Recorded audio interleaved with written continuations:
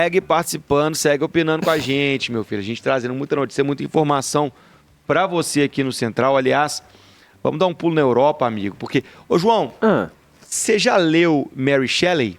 Não. Já ouviu falar de Frankenstein? Já. Dr. Victor Frankenstein criou um monstro. Aliás, não chama Frankenstein, como muita gente se engana, erroneamente pensa. E esse monstro, no final das contas, se vira contra ele. Vimos uma história semelhante esse fim de semana na figura de Yevgeny Prigozhin, o Frankenstein de Vladimir Putin. Ele chefia o chamado Grupo Wagner, uma milícia que tem atuado muito aí na ofensiva na Ucrânia. E não é que o homem voltou o barril do canhão dele para dentro, para a Rússia?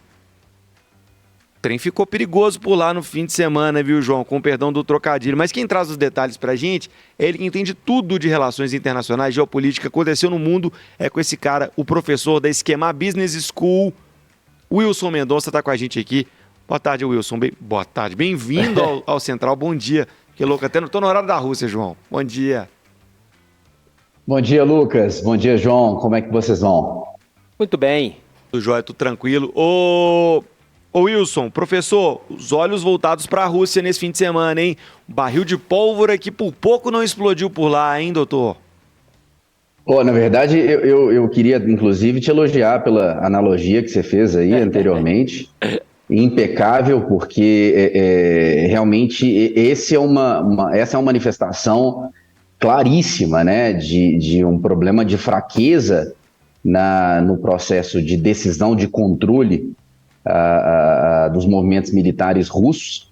E por mais que tenha havido pelo menos aí evitamos um derramamento de sangue, que era praticamente óbvio, né, com essa mobilização do grupo Wagner em direção a Moscou, mas o caos, a turbulência já aconteceu e ela deixou aí sim feridos, principalmente nos bastidores, o que deixa claro, dá uma mensagem clara para o mundo que há um problema de coordenação muito evidente, né, em relação ao comando militar russo. E isso acende aí um alerta enorme, muda inclusive a estratégia ucraniana, ocidental de certa maneira, e ainda precisamos de entender o quanto que esse impacto vai gerar nesse tipo de processo aí para os próximos dias. Desculpa, João. Não, sem o professor fala, assim, inclusive, de relatos de um apoio maciço, né, um apoio massivo, das tropas russas para o Grupo Wagner. E fala-se, inclusive, de tropas batendo continência para Prigozhin em território ocupado ali na Ucrânia, né? Então, as coisas não estão tão boas no fronte quando o assunto é ofensiva ucraniana aí, por parte de Putin. Vai ter que ficar de olho agora nas duas pontas, né, professor? Não, sem dúvida. Eu acho que uma das mensagens que ratifica isso que você está falando é justamente a maneira como as tropas, elas estavam a 200 quilômetros de Moscou antes desse suposto acordo, né, que foi mediado por Belarus.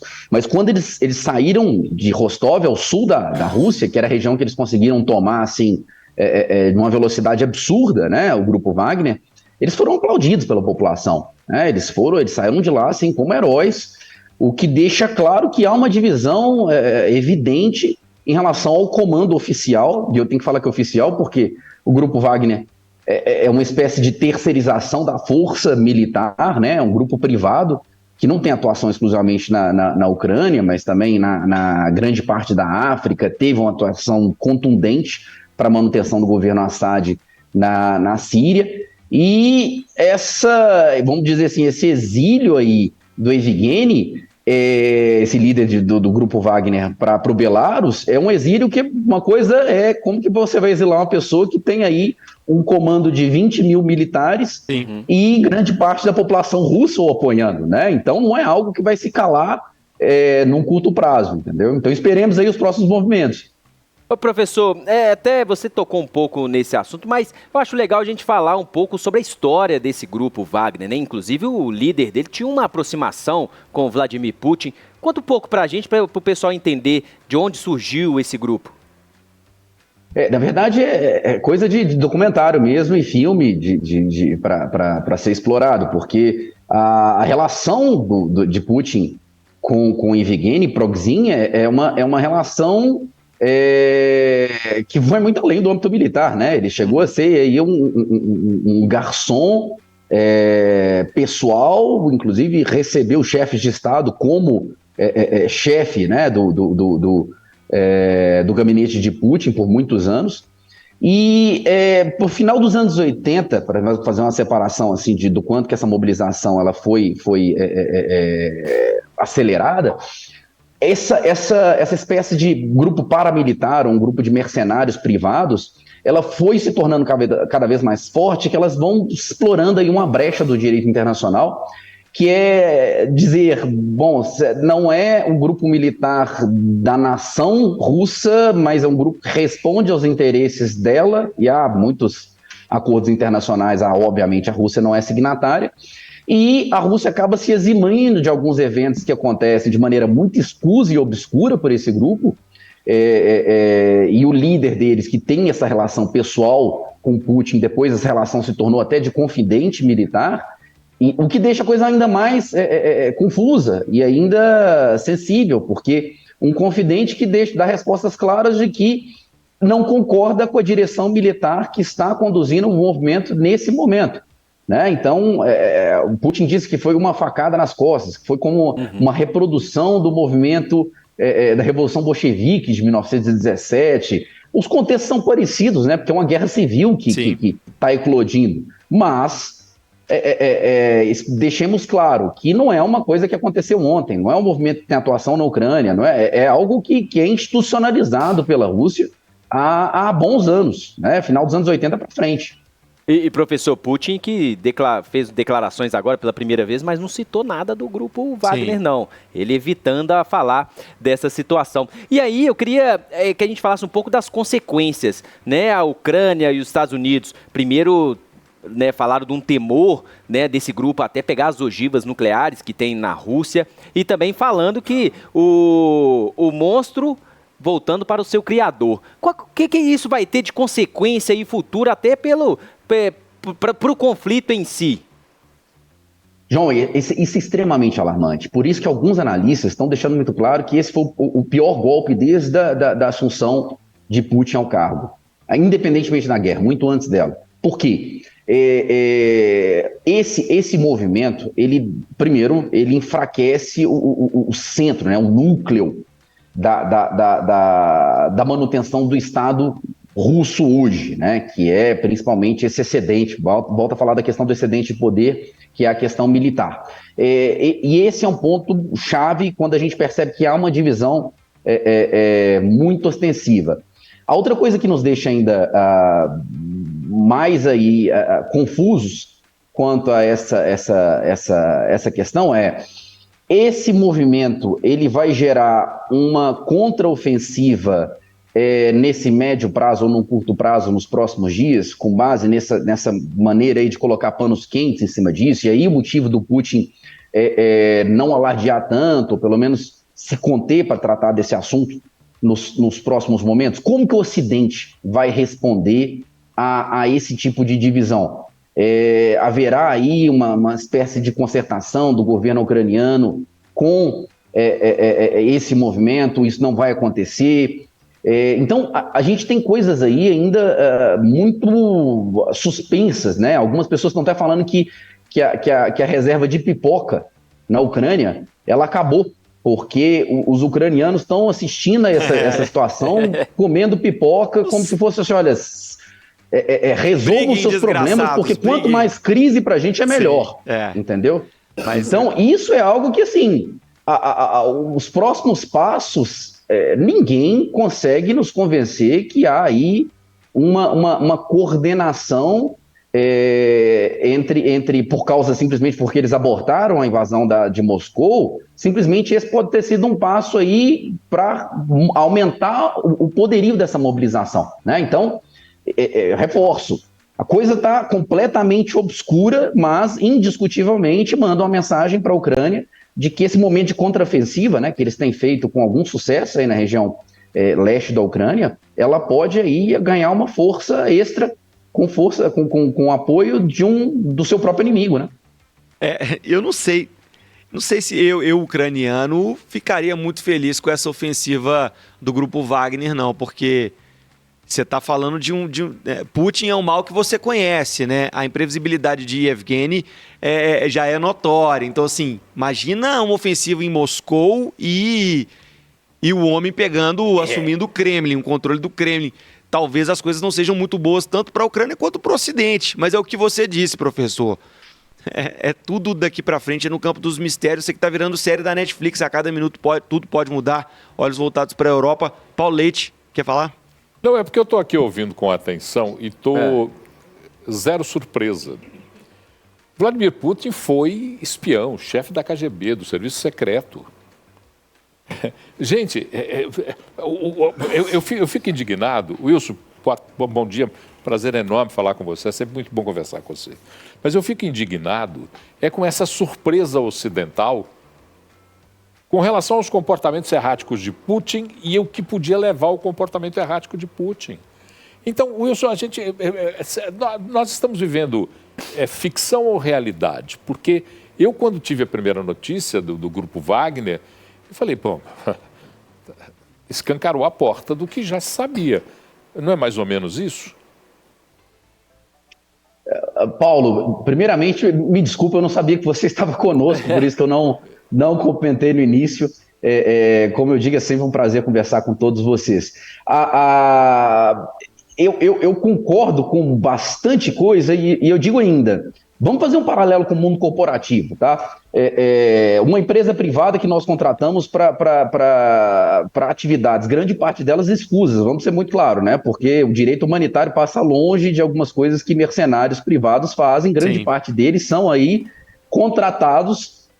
Imagina esse processo seletivo, tá? São ex-presidiários, grande parte deles são ex-presidiários que são contratados diretamente com a seguinte contrapartida. Você vai ficar com 6 meses combatendo no fronte, uma bucha de canhão, né? Você vai ficar no fronte, a sua chance de não voltar é enorme, mas você não vai voltar para a cadeia. Então, o capital humano desse mundo corporativo, dessa equipe é essa. E você, de certa maneira, é subordinado a uma outra empresa, vamos chamar de holding aí, estou fazendo uns paralelos que algumas pessoas vão ficar aqui até um pouco atônitas, mas é um âmbito privado.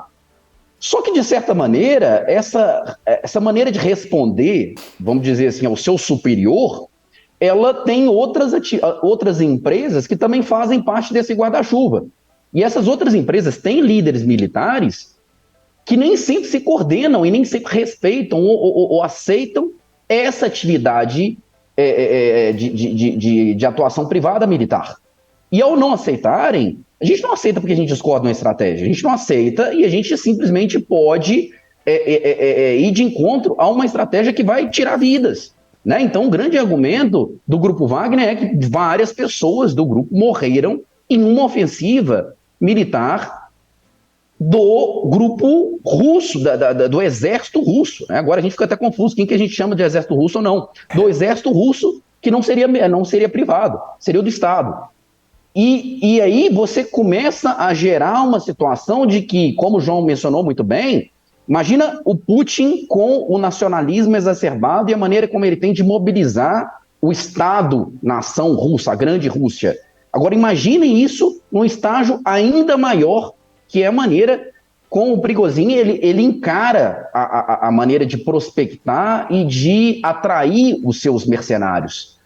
E aí eu reforço o que o João falou, que uma guerra civil, nesse momento, ela seria um banho de sangue, mas ela seria um exacerbamento desse radicalismo do movimento atual russo. Ou seja, a gente estaria aí, fazendo esse paralelo com a questão da Revolução Bolchevique, a gente estaria catalisando um nacionalismo que aí sim, a Ucrânia seria o menor dos detalhes em relação ao que seria o futuro movimento.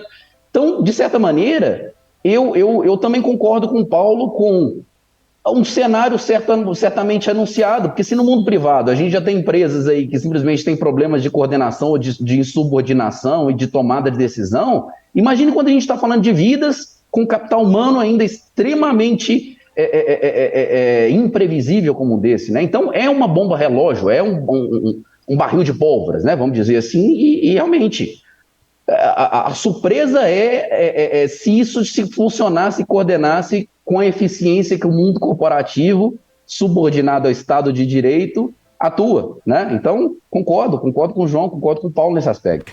3 aspectos da sua fala. Primeiro, reforça sempre o fato de que nós estamos diante de mais um ditador na vida. Pronto.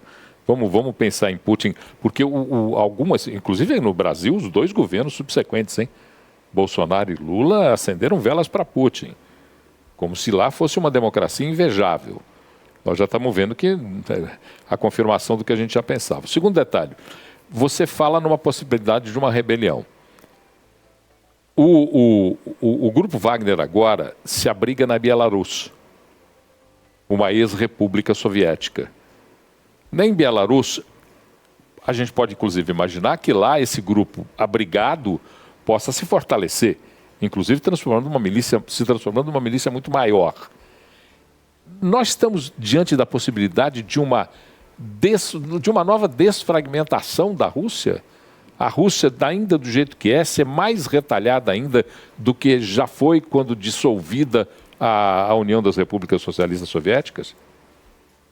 Essa é uma enorme possibilidade, Paulo. É uma enorme possibilidade porque a gente ainda está falando de um processo de acomodação de forças. Porque normalmente a gente tem uma visão muito de curto prazo quando a gente vai analisar a história. E alguns historiadores eles deixam muito claro, falam, olha, ainda é muito cedo para a gente fazer qualquer tipo de julgamento. Porque para algumas gerações talvez isso seja pouco tempo. Mas a Guerra Fria, para acomodações de força geracionais, ela aconteceu ontem, né? Eu lembro claramente de uma discussão com um historiador chinês uma vez, e a gente comentava sobre as questões, a maneira de enxergar o mundo nisso, e falou, poxa, os impactos que a Revolução Francesa teve no âmbito constitucional, teve um debate todo denso, e ele deixou muito claro, consideramos que ainda é muito cedo para falar sobre esse tipo de impacto, sobre gerações. E é uma maneira de transpondo agora para essa questão de Belarus, é extremamente cedo, porque a gente está falando de um suposto líder que estava sob ameaça no seu governo muito recentemente, recebeu um apoio da Rússia considerável, mas também é uma região que considera uma suposta autonomia quase que fictícia na relação com Moscou, porque não é uma relação com o Estado, não é uma relação com a pessoa, é a relação personalista. E essa relação ela pode mudar se esse equilíbrio de forças ele mudar. E aí que entra o Grupo Wagner nesse aspecto. Porque ele pode ser essa mudança nessa balança de poder, que vai gerar uma nova reacomodação nesse sistema. Então, o que eu estou tentando explicar a gente ainda está sentindo ali as placas tectônicas ainda se mobilizando para uma nova acomodação de poder que ela ainda pode acontecer, e essa divisão, ela está claríssima. E eu estou falando assim, da opinião pública russa, da mídia russa, há muitos anos. Apesar desse controle ditatorial de Putin em relação a esse sistema político, a gente tem até no próprio parlamento desavenças muito claras nesse âmbito. E essas ex-repúblicas soviéticas, elas continuam ainda carentes dessa suposta autonomia justamente por causa desse tipo de instabilidade, que é uma instabilidade personalista da maneira como Putin lida com esses estadistas. Então agora a gente pode verificar, será que isso aí vai gerar um tipo de condição para uma mudança de tom de voz de Belarus? Será que Belarus vai continuar sendo essa aliada do momento da Rússia? Porque há certo tempo, ela não foi tanto. Ela retomou a aliança quando ela estava sob ameaça popular de perder o Estado. E isso pode mudar novamente com essa esse novo aliado acomodado em Belarus agora. Então a gente está vivendo aí um momento de xadrez, né? de mudanças de poder que estão gerando uma enorme instabilidade e que podem sim mudar a geopolítica da região no intervalo muito curto de tempo. E aí eu vou trazer a nossa visão ocidental imediatista, né? Curto de tempo, que pode durar anos e anos, mas um tempo mais curto, talvez, do que a Guerra Fria nos impôs desde 91 para agora, né? Professor Wilson Mendonça, sempre bom recebê-lo aqui, professor de Relações Internacionais da Esquema Business School. Esse cara entende, viu, meu filho? Que aula. Que aula, viu? Falamos junto. Ô, João, muito. Eu não quero um Yevgeny na minha vida não, meu filho. É brincadeira, porque quando esse monstro se vira... amigo, muita coisa para acontecer no leste europeu, muita coisa para acontecer na Rússia ainda. Professor, eu ia puxar sua língua para falar de Alberto Fernandes no Brasil, mas a gente se delongou aqui falando da Rússia, mas foi bom que a gente explicou, teve uma análise plena, mas vou te trazer ao longo da semana para a gente conversar um pouquinho sobre Lula, Mercosul e essas visitas do presidente, tá bom? Conte comigo, Lucas. Um abraço para todos vocês, meus amigos. Boa semana. Boa semana, até mais.